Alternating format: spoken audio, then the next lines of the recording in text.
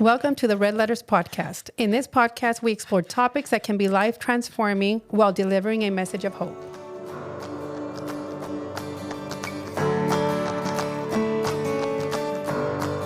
Thank you for joining us on this week's episode. Welcome back. Today's topic, we're going to be talking about who would you like to have a cup of coffee and a quality conversation with, whether it's a person that's alive or has already passed on. Well, I think this is going to be a good topic, huh, Tony? Yeah. And the reason we want to do this is because I think it'll challenge you more of open up. And if you had that opportunity right now to be with that person, what is it that you would ask? Like, what would you talk about? So there's two people that I've always, since I heard about this one guy, I've always said, I would love to sit at his table and just listen to what he had to say. He had so much wisdom. But for the sake, I'm going to bring him, I'll bring him up in a bit. But for the sake of this conversation, I would want to sit down with my parents, my dad's mom. No, my bad. My grandparents. Got it. So your great-grandparents? Something like that. Okay. Yeah, like way down there. So, that's who I would like to sit down with. What makes you want to pick them? The reason I would want to pick them is because I saw how screwed up my parents were. My father was. And I would want to know what happened to you that I want to sit there with them and see, how did you not fix it for the next generation? How did you not sit down? How did you not see that what was happening in your bloodline was not? Where did you miss the mark? I think that's what I would want to know. He's going to want to have coffee with you, though. Never mind. Yeah, I'm like, he's backing back up. No, I think. Can I get my coffee to go? Yes, I know. But what if they were totally the opposite of who your parents were? Well, because that's maybe the conversation. Yeah, because I think personally, like with me, I did the opposite. Okay. I believe that how my parents brought me up or how my parents treated myself and my siblings, I told myself I wouldn't do that with my own kids. So I wonder, sometimes I think that we could do the very best. We could be the best parents, but ultimately in the end, they make their decision and they choose their destiny. We don't choose it for them. Right. Yeah. And okay, so let me correct myself. There was an absence of God in my family, in my bloodline. Okay. So it wasn't so they brought us up in this world where God didn't exist. My parents brought us up that way. My dad was brought up that way. And I know as far as my grandmother, which was my dad's mom, and then his mom, I remember Abuelita Luisa, that's what we called her. And I was really small. But I never heard anyone speak of God. So in a world like that, I think you're always living in a dark, if you will, in a type of darkness that you don't understand until you see the light and you realize what that looks like. But we'll talk more about that later. But that's what I mean. I was like, how did you, when I think about and I say my dad because men are supposed to be the head of the home, the head of the home, and you're supposed to guide and lead your family. So if my grandma, I'm speaking again on my dad's side, didn't speak of God, and then her mom didn't, who was talking to my father about God? And because I believe that all the abuse, all the poverty, all the lack of intelligence, if you will, so the ignorance that we lived in is a result of having a heart that God is not there. And of course, God chose us and God dwells within us.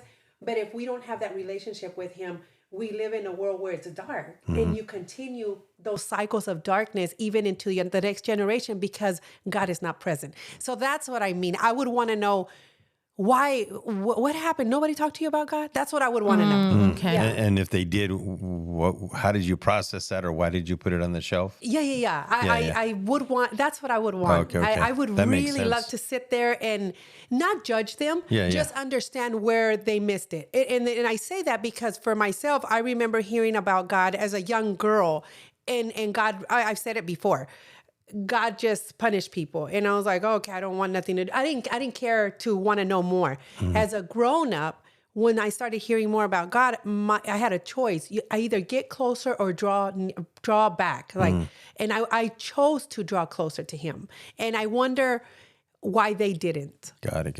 And I was thinking, just as you were saying that too, if somebody in the past, present, or future chooses to, or is presented God and the goodness of God, and yet chooses not to take that step, imagine the load that you're going to be carrying through life, trying to be carrying all of that, thinking you're the solution for everything and you have to make everything. That seems like such a horrible way to live, period, just because you don't want to reach out to God, knowing that, just look at creation. It shows that he exists, but then to say, nope, I choose not to follow you. I'm going to carry this load of life on my back, and I know it's going to wear me out. I know it's going to cause me to stumble and fumble all over the place, but I'm willing to still do that. That's a tough choice. That's a very tough choice, but you had something I want to hear. Yeah, no, I wanted to share this though, because I think about thinking about what you're saying right now and we think about, okay, well, what was that like with our great grandparents or whatever? I had an aunt, and I believe I might have shared it at one point, but I had an aunt that I probably only knew her the longest. I lived with her for 6 months, and I was 7 years old at the time.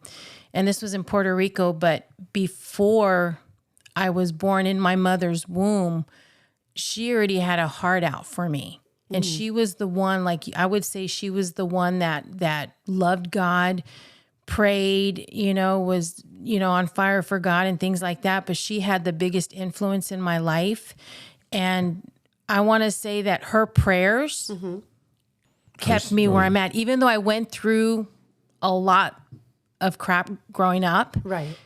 The fact that she prayed for me all those years before she passed, those were seeds in prayer that she planted for my life. Maybe my life wasn't perfect, but it kept me.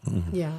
I don't know if that makes sense. Would you say that those prayers are still being answered? Oh yeah, definitely. So they don't go without being answered. So I think that even, let's say if it was your great grandparents or somebody down your bloodline, knew God and loved God, we can't take for granted that they could have been praying already for their generations to come. And you could be one of those seeds that was planted in prayer, right? Even though you didn't grow up in the type of family that you wanted to, and it was rough. I believe that God ultimately, he'll allow us to go through things, but it's not to people might say, well, why would he let you, go through hurt and things like that? There are a lot of decisions we make on our own that we chose. And then of course there's children that, why does God allow these children to go through what they're going through? A lot of things can arise. But let me ask you a question. If your aunt came to dinner tonight, and you were going to have a meal with her, what would that conversation look like?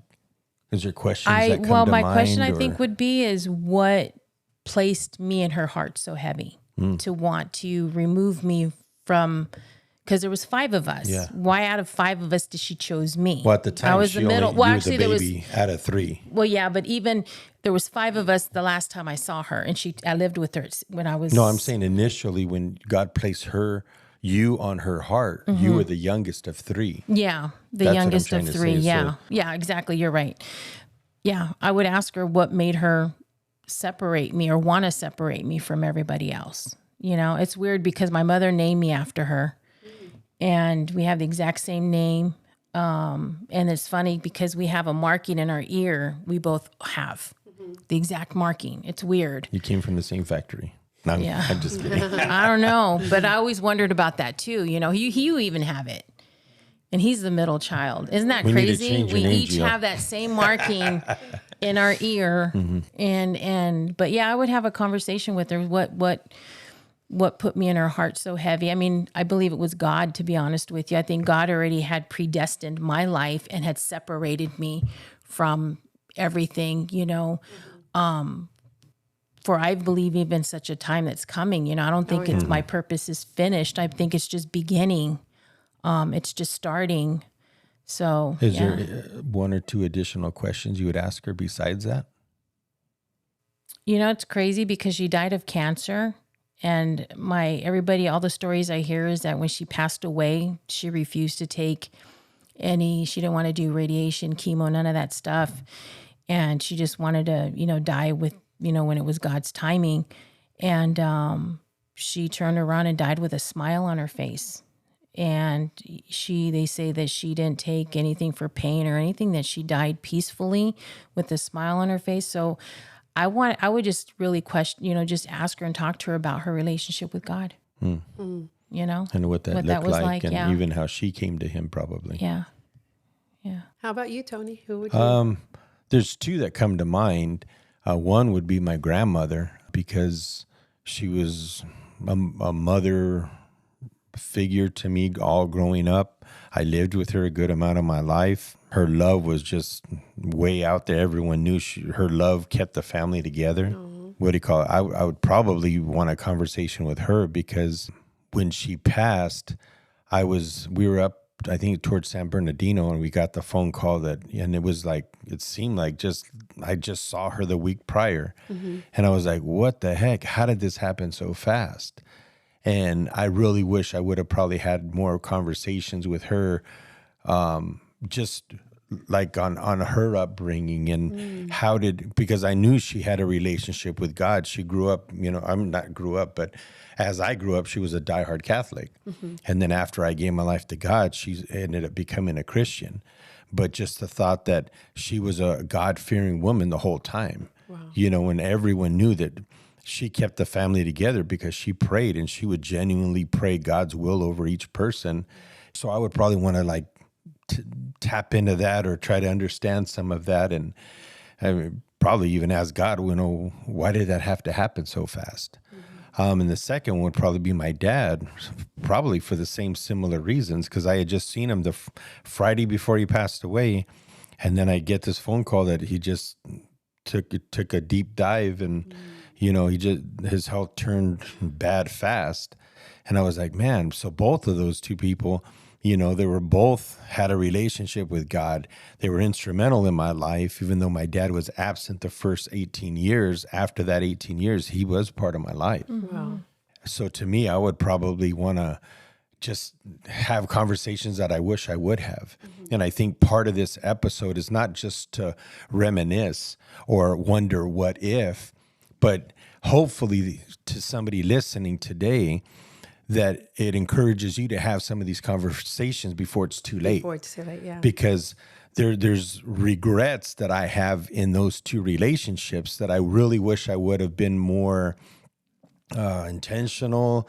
I wish I would have put more effort into not just have shallow conversations, but to try to have some deep conversations with them. Right. Because they're people, they're people I love, and that God put in my life. And I have one other uncle that I have deep conversations with, actually both of them. And I have deep conversations with, and I think there'll be less regrets with them as, things move forward.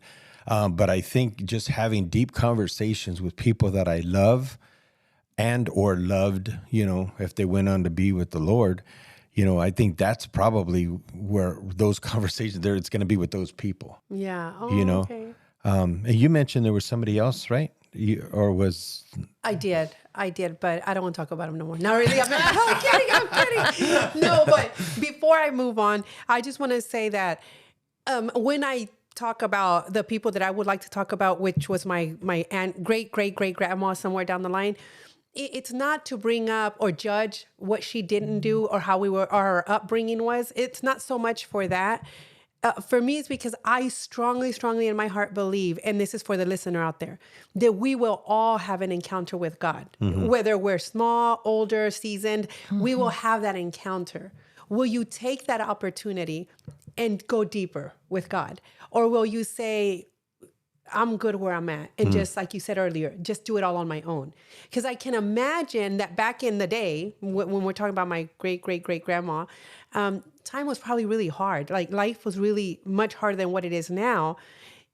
And you hear about this God, and it's like, okay, what do I do with that information? Because I've been struggling this far. Pastor has said this so many times at our sermons. It's like, you don't know what you don't know.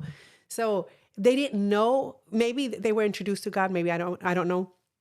But when you don't know what you don't know, a lot of us are willing to stay in the comfortable, even though it's so uncomfortable. So I'm willing to continue to struggle with this thing called life instead of venturing out and daring to get to know who this God is, because life is already hard enough. And I think that's how people see it. I think a lot of people who have gone in this journey, who have had a rough upbringing, if you will, they get introduced to God and it's like, I'm doing the best I can where I'm at, but they do not dare to venture out. And I believe if it happened, that's what probably happened with my bloodline.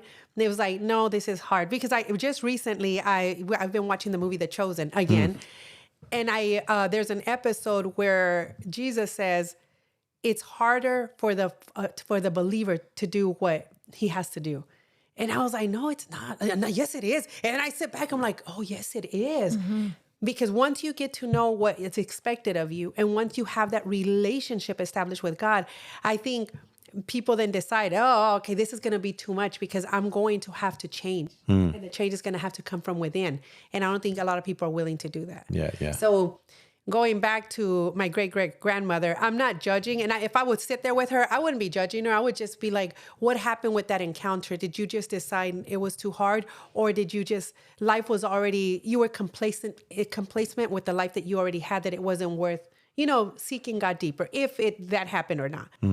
And then maybe my daddy would have been a much nicer man, I think. That's what I think. I just think the absence of God for the listener is a life that you will always be swimming upstream. Always be swimming upstream, and you will never feel that peace that we talk about in Christianity or when you're a kingdom citizen. You don't ever feel, I don't think there's periods in life where you feel that peace of, wow, life is good. When the absence of God is there. That's just my own personal take on that, because of what, cause I said it, I didn't come to Christ until just a few years back. And the load that I used to carry back then, even though I've carried him now, I still feel the peace with him now, as opposed to feeling it when God wasn't around or in my life. That's good. Yeah. I know people in general are creatures of habit. So sometimes that's why people don't want to change. And I know going back, you go back to our great-great-great-grandparents. A lot of times I know their voices were stolen from their parents. Shut up. Don't talk. Just listen. Do what I said.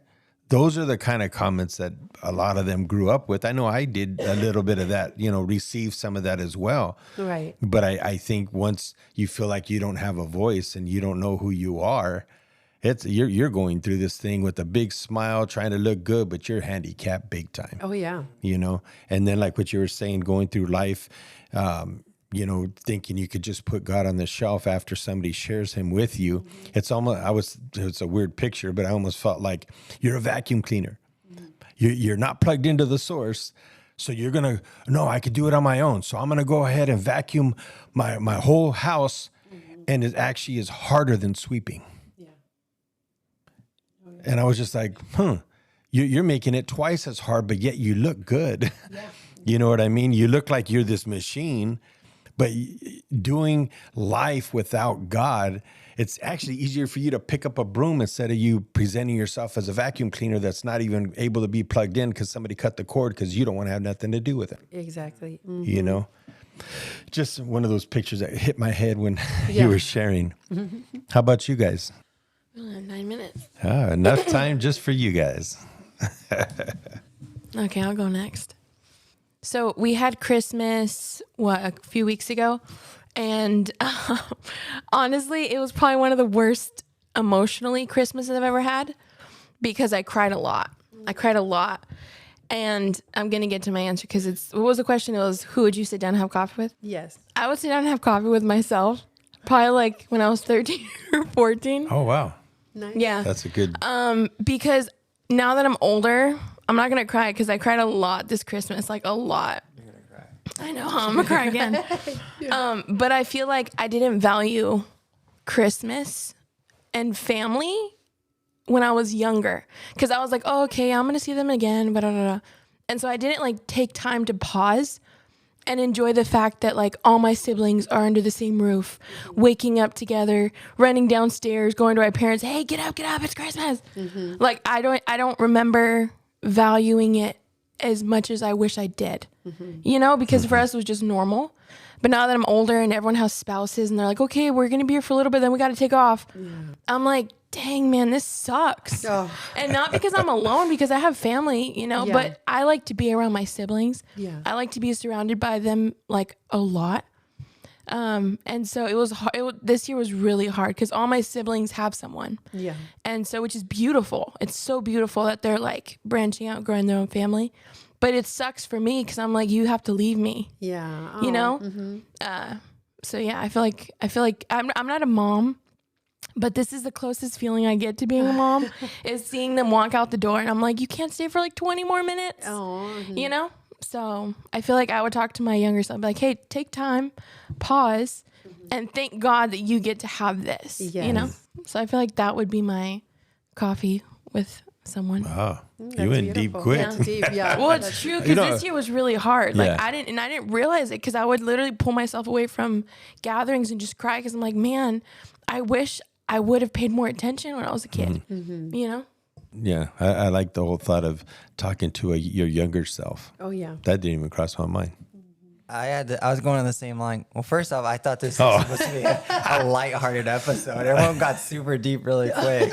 And I was like, oh, I'm going to pick like Robin Williams or something like that. I thought it was like that. Go for it. Jim Carrey. Yes. But then I don't even know the reason why. But he was like the first person that came to my head. But I'm not going to say him now because everyone's answer.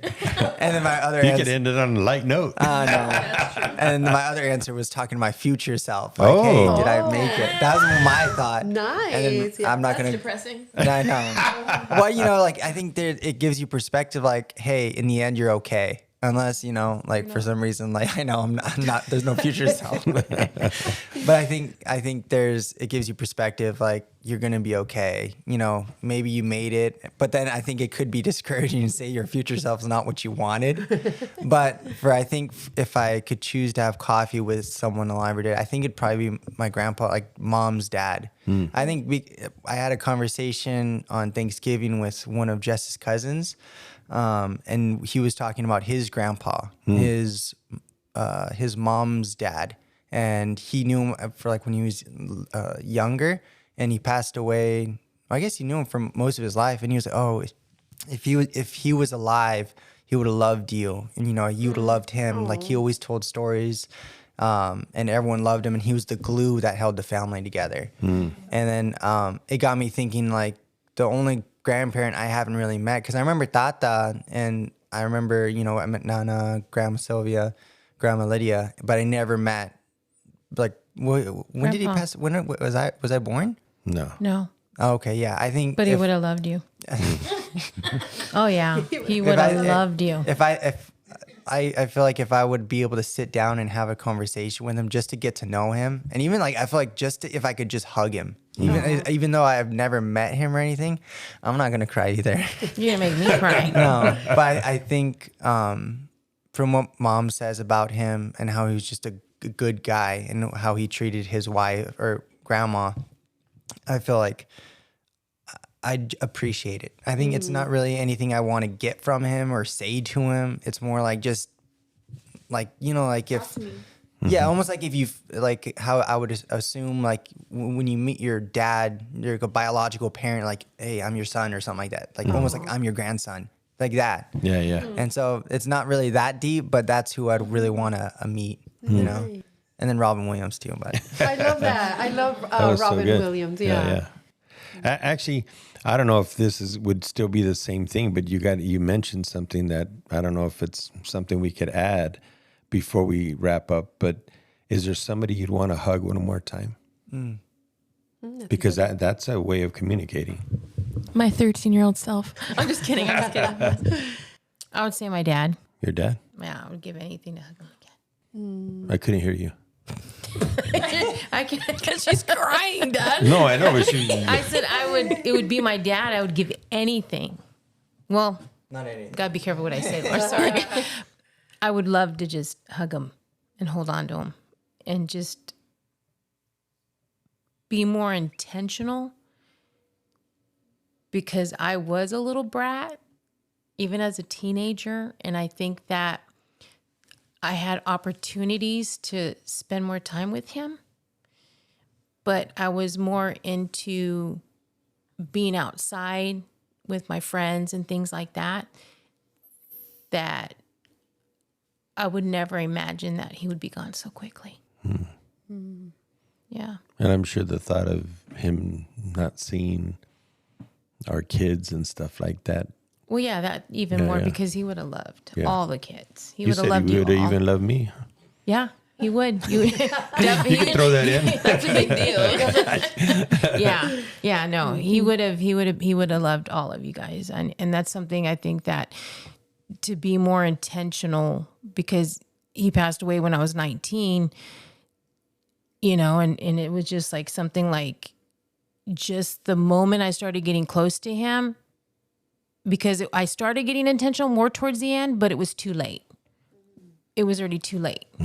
I didn't have enough time. But if I can go back, definitely I would be more intentional, less of a brat, and I would have just valued every moment and every second I can have with him. Yeah. Yeah. How about you, Mary?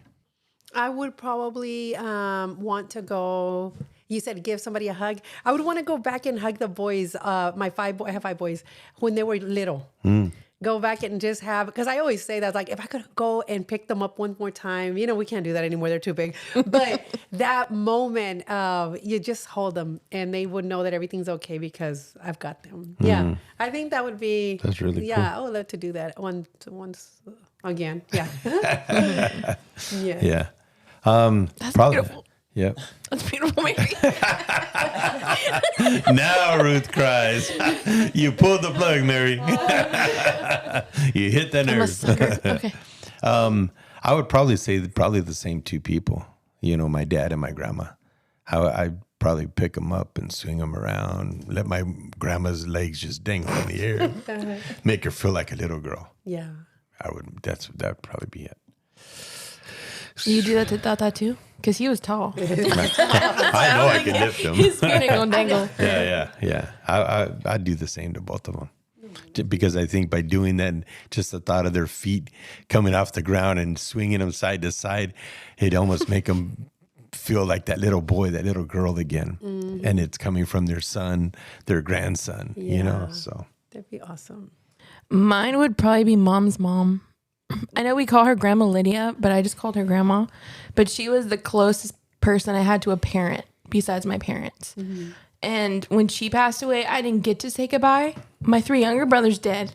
But I remember my mom walked in my room. She's like, hey, so Grandma's dead. And I was like, and I literally, my face dropped and she left my room. And I just sat there in the dark crying. Like, she's never been good with with that stuff. So she's like, Grandma's dead. And I just broke down and I was so mad. I was mad at my mom for a while too, but I was mad because I was like, I wanted to say goodbye because she was like my best friend as a kid. Because while they were working, hustling for the business, I only had her besides my brothers. She was the one who taught me how to cook. She taught me everything I knew about like just life in general at that time. She was the person I was seeing life through. And I have the most incredible memories with my grandma. So I do wish I could give her a hug and just be like goodbye, I love you. But I couldn't do that. So yeah, that's it. How about you, Gio? Your future self? You're going to be okay. I think for me, I think Grandpa, and I think probably Jess's cousin who'd passed away. I think I'd want to give him a hug, just because he was too young to go, I think. And I think a hug says a lot, especially if it's just like, I think like those hugs that just come out of nowhere, it just says more than sometimes words can. Maybe things would have been different, but, I think I would want to give him a hug. Yeah. Yeah, probably one thing for us all to keep in mind, and anybody listening, is that time is a currency. How you spend it is all on you. And I think that that's something we have to keep in mind day by day, because time just slips away. The Bible even says, life is but a vapor, here today, gone tomorrow. Yeah. So I think we should just really value time and the time that we spend with those that we love, and the relationships we have. And be a hugger. Oh yeah. Because I wasn't a hugger. Yeah. I'm not She's a hugger. not a hugger. But I'm becoming one. Be a hugger. This year I'm going to be a hugger. Oh, there you go. There you go. This year I'll be a hugger. 2024. Hear that, Pastor? Hear that? I'm going to be a hugger. Oh, I love it. In closing, I did not mention my second person, but my second person would be Dr. Miles Monroe. I completely love this dude. I think he was amazing. I have most of his books and have listened to almost every one of his sermons because there's very few people in my life that I looked up to say, this is what I want to be like, but he's one of them. And he's not in my life, but I got to know of him when he had passed. So that would be my second person. To every listener out there, what we want, the point that we want to drive home is time is here in 1 second, but it's gone. So take those moments with your children, with your spouse, with whomever it is. Hug them, love them. Tell them what you want them to know. Don't wait for tomorrow for what you can do today. Yeah. That's So good. we thank you. Go Gio. And just so you guys know, on our Instagram page, Red Letters Podcast, we do have a link tree now. So if you go there, you click the link, it'll take you to everywhere that we stream on, all the platforms for our podcasts, our Facebook, where you can also get in touch with us, and our email. If you guys ever want to email us, some words of encouragement, some advice, questions, concerns, or topic ideas too. We always appreciate it. Also, you can always slide into the DMs if you guys want. I know that's a lot easier, but yeah, go and check us out, and thanks for listening.